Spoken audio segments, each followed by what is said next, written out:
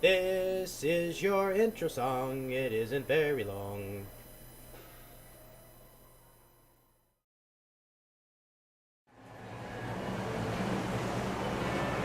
Ooh, I am the ghost of Christmas savings. I'm here to tell you about 30% off select games and back issues currently going on in the store. Ooh. Piss off, ghost!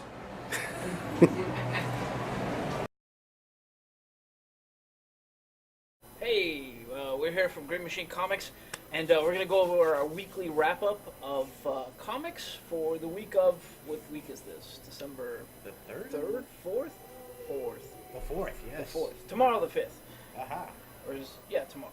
Yes. Okay. So, anyways, the first book we're going to go over is. We're going to start fun. Well, we're going to do Rick and Morty Dungeons and Dragons. Now, if you have been following this, basically, Morty's got to impress a gal. So he's lied about saying that he knows how to play Dungeons and Dragons, and Rick is all too happy to introduce him into this world, and that includes like building actual like virtual reality simulators. I think the latest one they go into an actual dimension of Dungeons and Dragons. Pretty good, Yeah. pretty good. I've been having a really good time with this. First of all, this is the variant cover, but it's got like an actual character sheet on it, which is outstanding, and it's not. It has like a playable character sheet, too. Yeah, it's like a playable character sheet. It hasn't been boring like at all. I've had a really good time with this, and I hope to God they do something with this. Make it like animated, do it on the show. Oh, that'd be great. Because that'd be great. Yeah. Like this, honestly, I've had more fun with this than the main line of Rick and Morty comics right now. So you kind of got to go out and pick this up if you haven't. Darn good. Next, we're gonna be doing Venom. Venom has had a wild run. I think last issue he found out Flash Thompson was dead. Yeah. And then there was an appearance of Agent Venom at one point. He's been captured by the Maker. He's fought the main symbiote god Null. No, yeah. My God, it's only issue 9, and he's Yeah. he's done so much. This writer is writing like he just can't quit, and it's really good. Basically, in this story, Eddie Brock goes back to his father's house to look in on his father, and he finds out some stuff. I can't spoil it too much, but if you're looking at the cover, that is not the symbiote. That's a dog. I can't remember his name.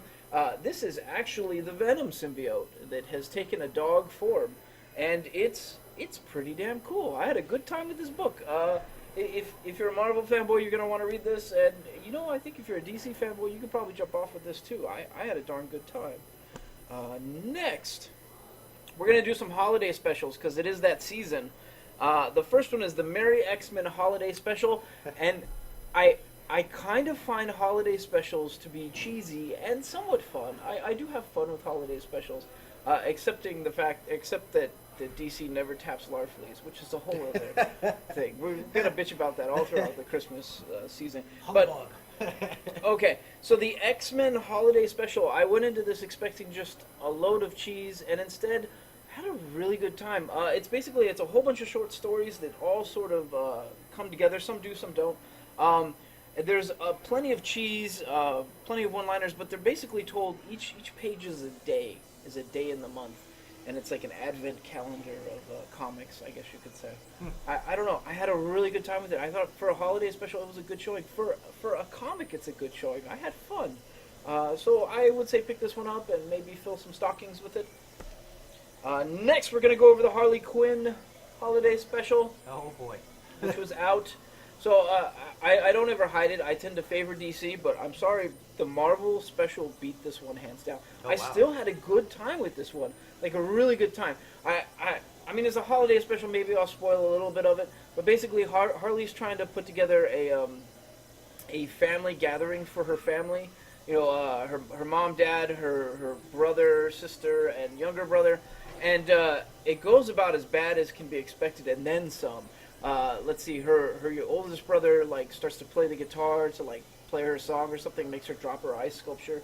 Her dad's trying to play Santa, and he like sits in a throne and breaks the throne and falls, and then like it keeps progressing. The family keeps doing worse and worse stuff, and then it just cuts to the younger brother. and he just straight up burns the Christmas tree down. No He's just way. like, I made it better, and there's like no explanation. It's just like, whoa, surprise, pyro. So I had a really good time with this one. Not as good as the Marvel one, but there's a bonus in this because at the end of this, they preview the Batman Who Laughs, a few pages of that. Oh. So, I mean, while the holiday special was a pretty good time, pretty good showing, those extra pages are totally worth it. So, what can you tell me about that without the spoiling? Batman Who Laughs? Yeah, man. Well, I've I been mean, I looking don't think forward it's to a that. spoiler. You can read it in any comic. It's got the Batman with the guns, who's his henchman, Uh-huh. and he's raiding Arkham. Oh. And that's all I'm gonna say beyond that. Okay. So All right. yeah, that's the end of that.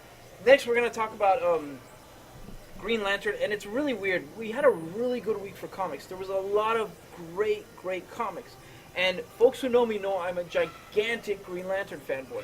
So it pains me to say this, but I am not having a good time with the Grant Morrison run. Morrison, Sharp, and Olaf. I don't even know this artist that well, and maybe I should. I confess I don't. But like the writing's weird, and it's sort of interesting. I was like, oh, I'm gonna give this book another chance. But what really doesn't sell me on it is the art. The art is very strange for me, and it feels more like Art Crumb than it does like a DC comic. Oh, wow. And I don't know. I'm not having a good time with this. There in the story, there's some weird stuff. Like Grant Morrison is a little crazy. I guess it's an understatement. He's a lot crazy, kind of eccentric. There is a sentient volcano Green Lantern that you can see right here, and it's a walking around volcano that like as it erupts, it's telling it, that's how it uses its voice. It's weird. It's weird. This whole story is weird. I think the last one with the virus that was a Green Lantern was weird, but I was willing to give it a chance. I'm not having Really a good pushing time the with it. boundaries on those. Yeah, aren't they? it pains me to say this as a gigantic Lantern Corps fanboy that loved everything Jeff Johns built, but I can't stand this run so far. So I don't know. I'm gonna give it like one more book, and then I'm probably gonna give up on it. Oh, it's painful. I know. Next is Doomsday Clock, which I thought this was being written by Snyder, but I guess it's being written by Johns. Oh. And I was totally wrong on that, but that's fine. So this one, the art is pretty good. It's a little more gritty than I wanted, but it fits Doomsday Clock. And this story has been building for a while. If you don't know what's going on, it's basically the Watchmen characters have been messing with the timeline. We know this because that was the whole beginning of Rebirth. And all of this is building towards a fight between Dr. Manhattan and Superman.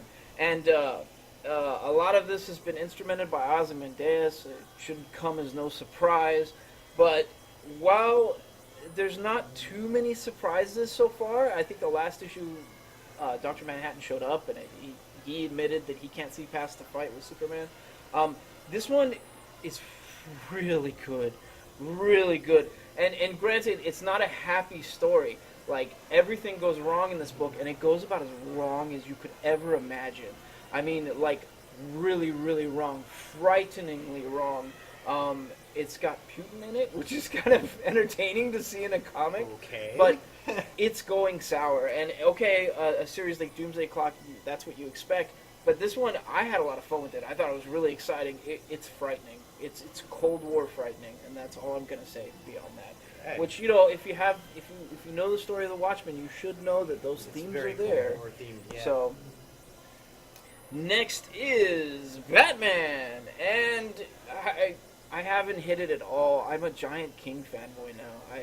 I absolutely Still love what he's ramping been up. doing, and it's ramping up. And if you Yeah. don't know from the last one, and you haven't read the last one, you should turn this off right now. But I'm going to spoil it for you. Bane has been breaking Bat's spirit. And that's a theory I've had for quite some time now, but it's happening. It's legitimately happening. And it's so messed up in all the things he's done. He's removed his friends, he's removed Bat Family, Yep. he's removed his son, Nightwing, you know, he's kind of Yeah. like he's had his there, hand but he's not there. He's had his hands in everything, and he's really messed him up. And there was a character that showed up about 2 issues ago that I don't want to spoil. He's in this issue, at the end of this issue, and oh Lord, is it messed up.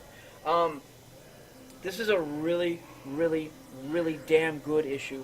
And I don't know, if you aren't on board with King, you don't like King, I'm sorry. I feel sorry for you. I've had the best time with this run, and I'm frightened. I'm really, really scared of Bane. Like, I have to tell you, like, he's more frightening here than he was in Nightfall for me. Yeah. He's really scary.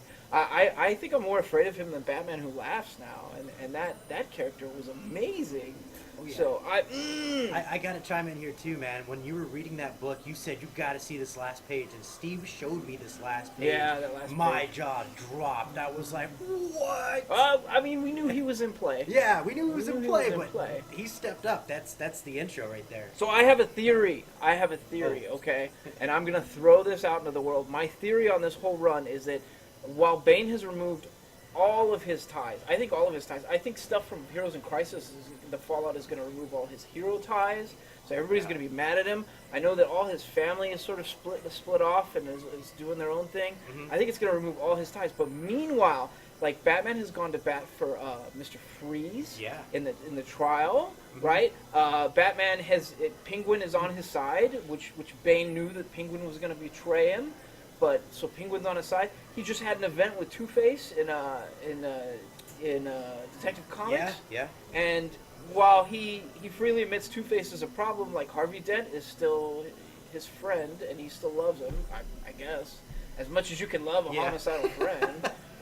So As far as you could throw. I have this theory that Bane, while Bane is breaking Batman's spirit and, like, ripping all these people out of his life, the crime lords are going to wind up helping him in the end. And that's just a theory. We got 40 more issues before this Oh, this yeah. run is done, because he's got 100 issues, and this is only number 60, right? Yep. And me and you, we were talking about this for weeks, Oh, man. man. Like in the card trips that we have, like we're going over like who are the wild cards Yep. that could quite possibly derail Bane's plan. Yeah. And so far, I'm raising my hand on Mr. Freeze right now. I Yep. think he's gonna be that Yep. wild card. I think so too. Oh, it's so Yeah, I good. know. It's so good. We have so many I can't wait to theories read about that. this run, like where King's gonna go with it. It's so good. Come to the comic shop and talk to us about it. We got some stories. So we need to talk about a whole bunch of Image first, and this is the beginning of it. This first one is called Prodigy. I wanted to like this book. I really, really wanted to like this book. The art is beautiful. If I was to judge it on the art alone, I love this book. The story, I don't know. I'm gonna have to read more before I fully judge it.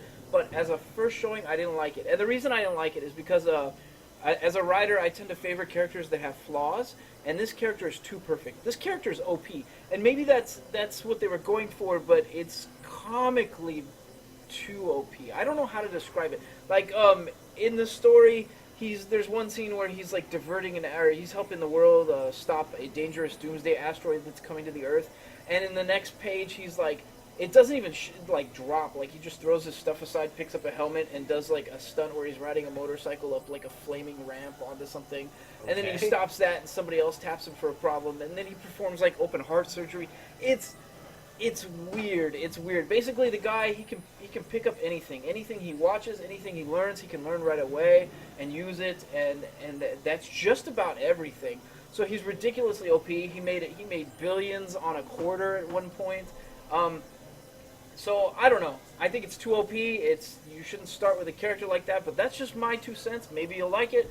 I want to see more before I fully judge this book. Next, we're gonna go over to Doctor Who, the 13th Doctor.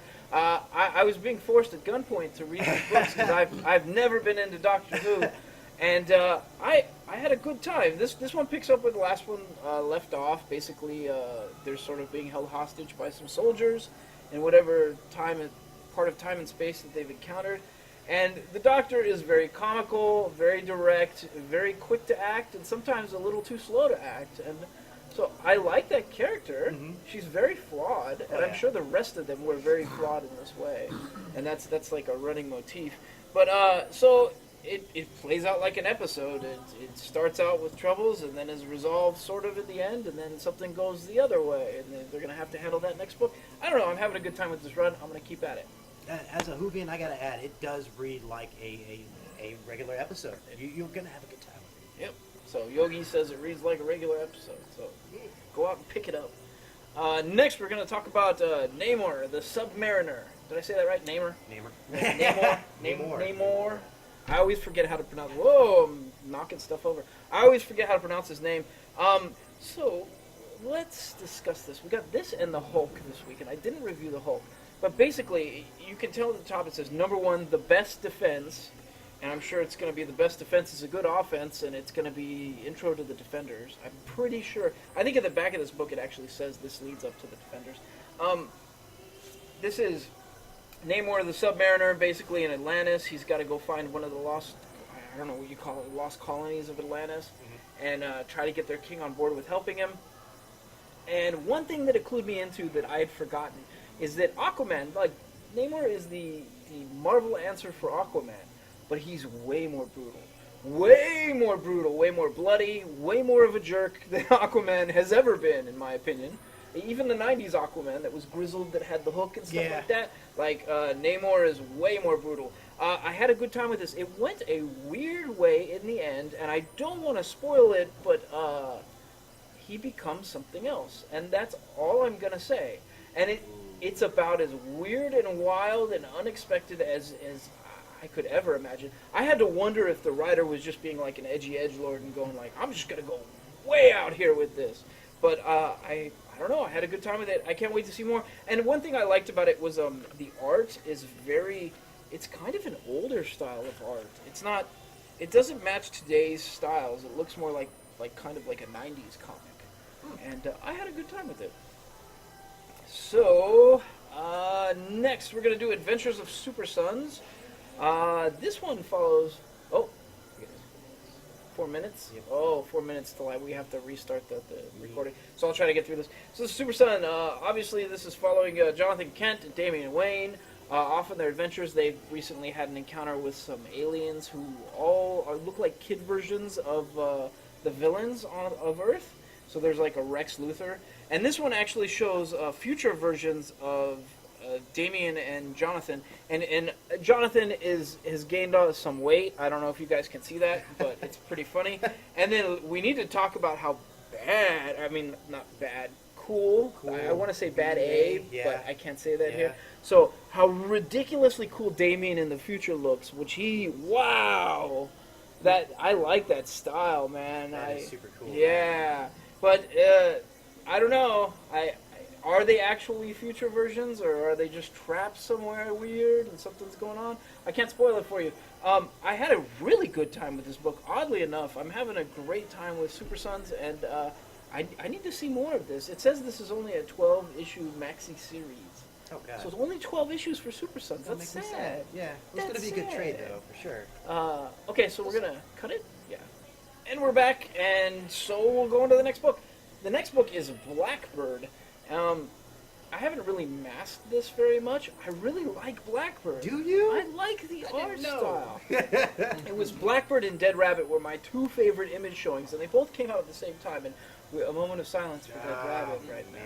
But Blackbird is still going, and I still really, really like it. It centers around a magic system involving wizards, but the wizards are called paragons, and they have gems and like jewelry that they fit the gems into, and that gives them other spells. And they explain that a little bit more.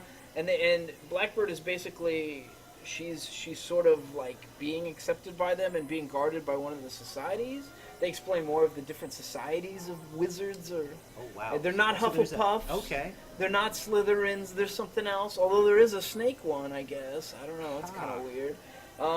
But I had a really good time with this, and I really, really like the art still. I'm still having a lot of fun. So if you like magic systems and like urban settings type deal, check this out. This one's still really good, and I think you can still get into this in issue 3 and still have a really good time. Who's writing? Oh, Sam Humphries. That's why I had a good time with it. Okay.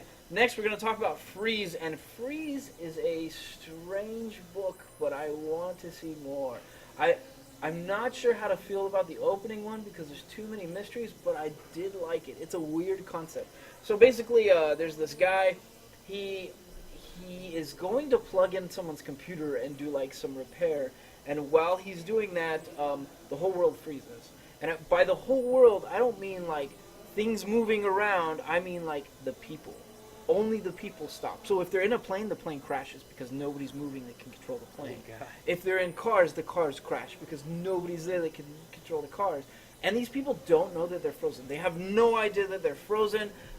Basically, one guy, the guy that plugged the thing in, and all this stuff started with like a pop. Has no idea where this power came from. He has no idea what's causing it. But he can go and he can unfreeze one person at a time. And when this book picks up, there's like a great firefight. Some people are after the guy. Some people are helping another person like escape this frozen stuff. There's a lot of confusion. I want to know more. I'm not totally sold on the art. The art's kind of so-so, but the storyline is an interesting concept, and I can't wait to read more of that. So Freeze, I would say check this one out because I'm willing to bet the ones following. There's some deeper message in this book. I hope so. So we'll see. Next is Die. So Die centers around a guy who's having a birthday. Okay. And all his friends get together because, they're like teenagers. They got nothing to do. Mm-hmm. So instead of like baking a cake or doing something else, they're going to play like a role-playing game.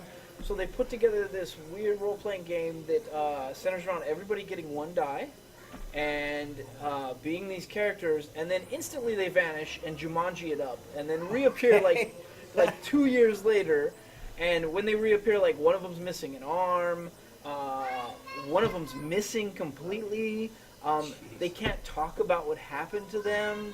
They like the whole world has been looking for them type deal. Really? Oh, wow. And then eventually the magic die appears, and they keep correcting people. They're like, it's not a dice, it's a die. The magic die appears, it's a D20 no less, because Okay.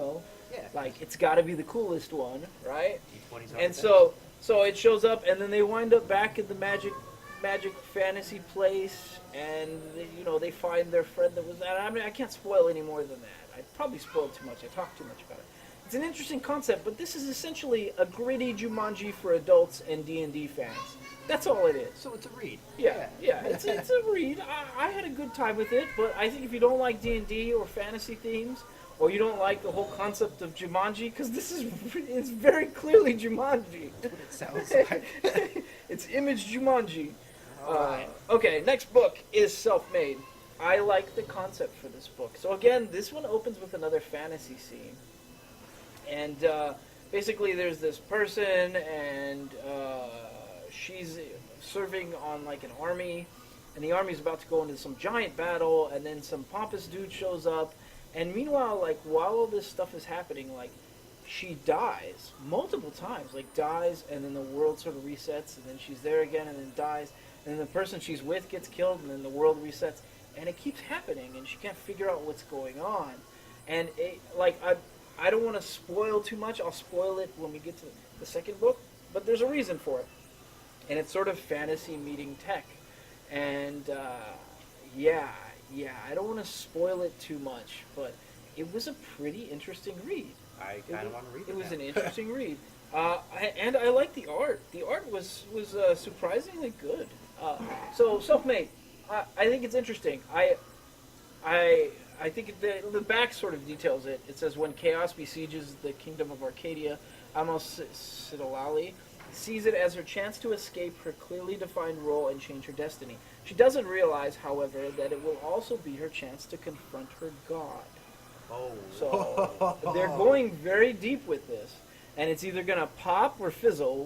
We'll see. Like pop like a firework, or fizzle like a sparkler. I They guess got you could one say. issue to make or break, But huh? one issue No. was a pretty good showing, so I'm kind of on board with this one. Next is Martian Manhunter. I was so excited to see everyone's DC's favorite Martian reappear. And this story doesn't disappoint. The art is really good. Like, who is the artist? Rosmo? Yeah. So the art is super good. Like, to die for good. And then the story, I'm a little confused, but the way they're telling it is they're doing it like sort of detective story, like film noir type deal. Okay. And so he's got like memories of Mars, and there's even like a Martian love scene, which is really grotesque. So he's got these memories of that, and then he's got his life on Earth in the now, and it's sort of bouncing back and forth. really, really good showing. Great opening for Martian Manhunter, and I'm so glad he's back. I can't wait to read more. All So right. yeah, DC Comics. I would say this is a must-buy this week because who knows where it's going. It's a #1, and it was a pretty good showing. If for anything, the art made it for me really well. Next is Winter Soldier. This is also a #1, but this is obviously Marvel, and it centers around Bucky. Well, the Winter Soldier. Yes. Probably shouldn't call him Bucky. He's had a stint as Captain America at one point. He's back. He's basically setting up shop as a superhero, like a hero for hire. And they sort of detail what's happening. And at one point, like, Tony Stark is like even fixing his arm in the shop and doing it. So Nice he's little set up cameo. to do the whole sort of I'm a hero you can hire type deal. And his first case goes about as sour as it could possibly go, which was pretty hysterical, to be honest with you. It fell apart in a pretty messed up way, but I don't know. I had a good time with it. I wouldn't say it's a terribly deep story. I think it was a little telegraphed, but I want to see more. So if you're a Marvel fan, this is probably one you should pick up. Sounds good to me. Next, we've got Doctor Strange, and it says, "And lo, a terrifying new foe cometh to Bleecker Street." And that new foe is gentrification. No, seriously, it's gentrification. People are trying to buy up his property, and Welcome to the Bay. Doctor Strange deals with it, and probably welcome to the Bay. Doctor Strange deals with it in probably the best way. I think if any of us had magic, and were we would have the ego on the level of Doctor Strange, and I think we would do the same thing. This book delivers. It made me laugh out loud a few times, and I don't know. I had a good time with it. I like seeing him handle like the mundane problems of life, but do them in a really grand way. Yeah. And there's a surprise ending. I'm not going to say who it is, but somebody reappears at the end of the story. Well, I see that So- that derby hat right there in the shadow. I don't know. It's not who you think it is. That's the second one Marvel has done that has the gentrification theme going on. There was Superior Octopus over there that was in San Francisco, and they were talking about all the Googleites are the equivalent of. Oh, you're talking about the Apocalypse one with the Oogle? Oh, yeah, they did that in the Apocalypse. Yeah, The DC and they did holiday that too. Apocalypse. Oh, DC did that, huh? Yeah. Oh wow, what's going on? I don't know. Maybe it's the theme for the season. Last season was OP. This season is Gentrification. really depressing things that involve the Bay Area. It feels like. Okay. Laughing at pain. Next, we're gonna go on to the one book I had been waiting for, and I can finally talk about the last book, and that is Red Hood. Red Hood Outlaw, because he's no longer with Bizarro and Artemis. It's just Red Hood Outlaw, and if you see on the cover, Batwoman has appeared, and so he's basically. So he found out Arsenal died. He sort of coped with it really well for Jason Todd, and then he decided, well, the reason he was coping was because he was attacking a crime syndicate's territory, and he was going to go tear down a town that was pretty much the whole town was a front. It looked like a good, happy town. It was even called like Appleton, and it turns out it was all a front for this crime syndicate. So he's just going to destroy the town, and it went an unexpected turn. Like there are characters that are Solomon Grundys, but they're calling them Mondays. Mondays. Okay. They're sort of clones of him, but not quite, and they're not quite complete. Anyways, so I love the fact that if a member of the Bat family needs to go help Jason Todd destroy a town, who do they send? They send Batwoman. They send the soldier, the one who's always got a plan and knows how to do something, and that's exactly what happens. Jason Todd jumps in going gung-ho, like just trying to destroy things, and meanwhile Batwoman's like, look, we need to do this methodically, and hatches a plan, and it works so well. And Batwoman and Jason Todd do not have a very big history, and I want them to team up more. First of all, their costumes go good together. They don't clash. Second of all, that team was great. It was only one issue, and maybe she appeared in the last issue. I want more of Batwoman and Jason Todd. I want that to happen. So who knows? We might get another issue with Batwoman and Jason Todd as a team up. I had a really good time with that. I hope they do more with it. Fingers crossed. And I like his outfit. Somebody was criticizing his outfit, and I like this outfit. Sure, it looks like a red Sub-Zero, but I'm having a good time with it. I like the red eyes. I like the new symbol. I wish I had a hat with the new symbol, but whatever. You know what's coming. Maybe eventually. Next, we've got Wizard Beach, and this is a very strange story. It's a good showing actually. It's Boom Studios, and this centers around a bunch of wizards. One wizard family is their world is sort of frozen over. Magic has sort of drifted to a halt. Everyone's gone to the dark side essentially. So this kid sets off to find his uncle. His uncle, who's a really strong wizard, and has been living his life at a beach, and has just shrugged off the whole fight, and doesn't give a crap about anything but the beach. And he hangs out with other wizards. Two of them are just regular wizarding powers that have gone old, and one of them is dead, but the wand won't let him die, so the wand powers up and then brings him back to life once a day.